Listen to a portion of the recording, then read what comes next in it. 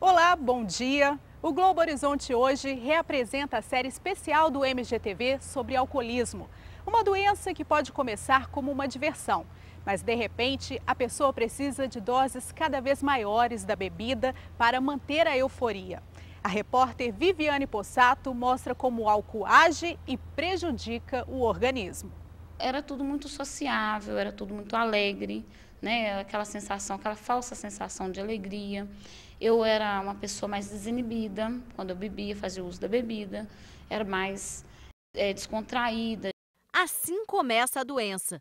Manter a euforia exige doses cada vez maiores. Bebia de manhã para poder preparar o lanche das crianças, para arrumar os meninos para ir para a escola, porque eu sou mãe de 2 filhos.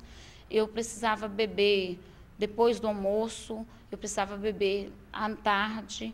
A alegria dá lugar à agressividade. Eu nem era conhecida mais pelo meu nome, eu perdi a minha identidade. As pessoas me chamavam de doida na rua. A enfermeira não conseguia mais ficar sem o álcool. O marido pediu a separação e ela quase perdeu a guarda dos filhos. Eu ficava ali prostrada no sofá. Meu filho, né, na época era um menino de uns 8 anos, ele já percebia, já assistia aquela cena da mãe deitada no sofá, fazendo vômito. O juiz falou comigo que ia tirar os meninos de mim e que, inclusive, nem iam ficar com a minha família, porque eu era uma péssima influência e a minha família ia acabar cedendo, deixando eu vê-los. Então, que iam levar para bem longe, para outras pessoas adotarem. Aí eu vi que eu tinha perdido o domínio da minha vida e eu precisava de ajuda. Ela entrou em coma alcoólico. Quando eu acordei no hospital, eu estava amarrada, usando fralda descartável e minha mãe chorando do meu lado, tentando fazer eu engolir um comprimido. Ficou quase 1 ano internada em um hospital psiquiátrico. O dependente de álcool, no primeiro momento, dificilmente percebe que está doente. Um dos principais sinais, segundo os médicos, é quando a pessoa tenta estabelecer um limite de consumo e não consegue. Quando diz, por exemplo, hoje eu não vou beber, e acaba não resistindo ao primeiro gole. Existe uma tabela de consumo que ajuda os especialistas a identificar o grau de dependência. De acordo com esse modelo, para as mulheres, mais de 21 latas de cerveja ou 14 doses de cachaça por semana, que é essa quantidade que você está vendo aqui, já é um consumo considerado alto. Para os homens, o risco é grande quando a quantidade ultrapassa 30 latas de cerveja ou 20 doses de cachaça por semana. Isso equivale, no caso dos homens, a pouco mais de 4 latas de cerveja por dia.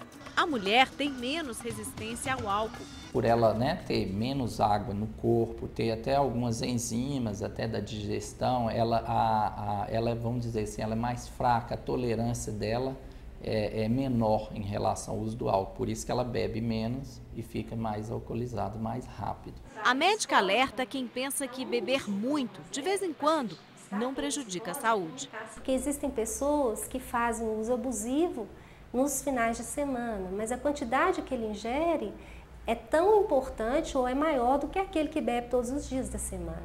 Então, isso não há muita diferença, né? A gente tem que advertir a pessoa de forma igual. Este psiquiatra explica que o álcool atinge a área do cérebro responsável pela sensação de prazer. O uso constante da bebida acaba alterando o funcionamento das células. Esse circuito, ele sofre um processo que nós chamamos de neuroadaptação. Com o tempo, né, dentro das células, a droga vai batendo ali dentro da célula e entra lá dentro da célula para modificar o mecanismo dela de funcionamento. O cérebro passa a entender a substância como única fonte de prazer, o que leva à compulsão. Neste momento, se a pessoa tenta parar de beber, aparecem os sintomas da abstinência.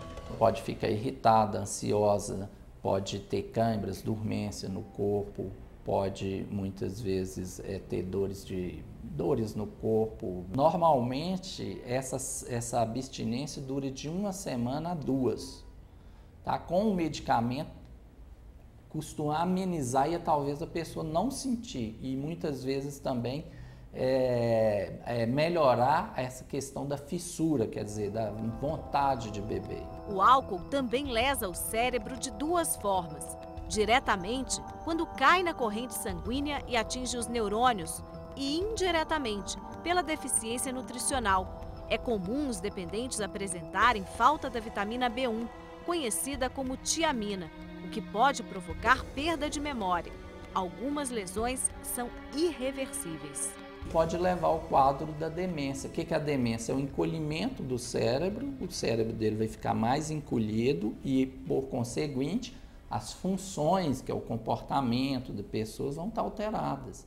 O excesso de álcool provoca problemas principalmente no fígado. Aqui no Laboratório de Patologia da Faculdade de Medicina da UFMG, nós temos exemplos de um fígado saudável, que é esse aqui, e de fígados que ficaram doentes pelo excesso de bebida. Esse aqui é um fígado com cirrose. Quando chega nesse estágio, a única solução é o transplante. Vêm células inflamatórias para o fígado e elas vão começar a destruir. Cada ponto desse que você tem fibrose, você perdeu células do fígado. A cirrose, por si, ela é o maior fator de risco para formar o tumor maligno mais comum do fígado, que é o carcinoma hepatocelular. O ex-jogador Sócrates foi vítima de uma cirrose hepática provocada pelo abuso de álcool. Ele morreu no início de dezembro por causa de complicações da doença. Mas apesar da devastação que a bebida provoca, existem caminhos para a recuperação. A enfermeira está há 6 anos sem beber. Hoje faz parte de um grupo de alcoólicos anônimos. Vencer o vício permitiu o reencontro com a família, a volta ao trabalho, um novo casamento e a espera do 3º filho, uma menina, símbolo de um renascimento. Costumo dizer que nenhum de nós é tão bom sozinho quanto todos nós juntos, né? Então essa troca de experiência, essa troca de força e principalmente a esperança de que funciona o programa de Alcoólicos Anônimos, essa esperança de que eu posso viver sem o álcool, não preciso mais do álcool para viver e que eu sou uma pessoa normal, vista na sociedade como qualquer outra, sem o uso da bebida alcoólica.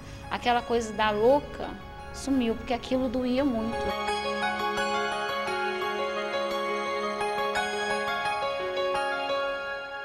Homem, jovem e de classe média alta. Segundo a polícia, na capital, esse é o perfil de quem costuma misturar álcool e direção. Quem perdeu fomos nós, né? Eu, minha família, meus filhos.